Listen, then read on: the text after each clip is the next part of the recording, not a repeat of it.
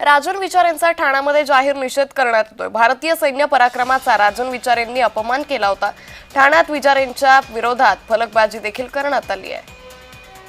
तर माजी खासदार राजन विचार यांच्याकडून कोणतं संतापजनक वक्तव्य झालं होतं आणि त्यावर काय राजकीय प्रतिक्रिया आल्यात पाहूया। आज अतिरेकी मारले, तुम्ही काय मेहरबानी केली का? तुम्ही तुमच्या आपल्या देशामध्ये म्हणजे पहलगाव आपल्या देशामध्ये आहे ना का पाकिस्तानमध्ये आहे?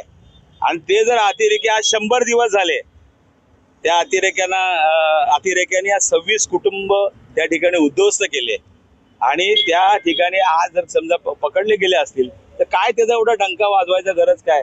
आज तुम्ही बघितलं असेल पूर्ण देश या बाबतीमध्ये खवळलेला आहे।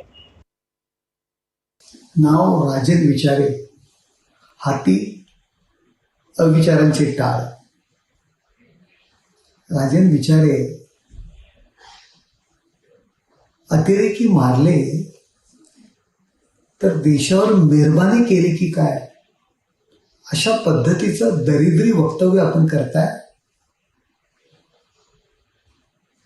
अहो, त्या बॉर्डरवर, पाकिस्तान बॉर्डरवर जाऊन उभे राहा। ज्या पद्धतीने सैनिक, आपली मिलिटरी स्वतःची प्राणाची बाजी लावून आपलं जे संरक्षण करतायत ना, त्यानंतर तुम्हाला कळेल ते आपल्यावर मेहरबानी करतायत का आणखी काय करतात ते। त्यामुळे ठाण्यात विचार यांच्या विरोधात फलकबाजीही करण्यात आल्याचं पाहायला मिळतंय। राजन विचार यांनी अतिरेकी मारून सरकारनं मेहरबानी केली का असं वक्तव्य केलं होतं आणि याच वक्तव्याचा आता ठाण्यामध्ये जाहीर निषेध करण्यात आल्याचं पाहायला मिळतंय। भारतीय सैन्य पराक्रमाचा राजन विचार यांनी अपमान केला।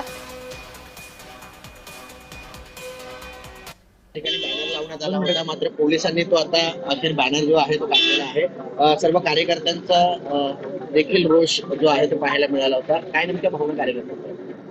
आम्ही आज आमच्या ज्या मनातल्या भावना आहेत, जे आज एक देशवासीय म्हणून जे आमच्या भावना दुखावल्या गेलेल्या, आज आमचे जे संरक्षण करतात, जे आम्हाला सुरक्षित ठेवतात, अशा जवानांबद्दल जे निकृष्ट दर्जाचं बोलणं जे या राजन विचार यांनी केले, त्याचा आम्ही निषेध व्यक्त करत होतो। आम्ही आमचा निषेधही व्यक्त करू शकत नसू तर काय याचा अर्थ असतो की आज आम्ही काय त्याच्यात वायफळ लिहिलेलं नव्हतं, शिवीगाळाचं असं काय नव्हतं।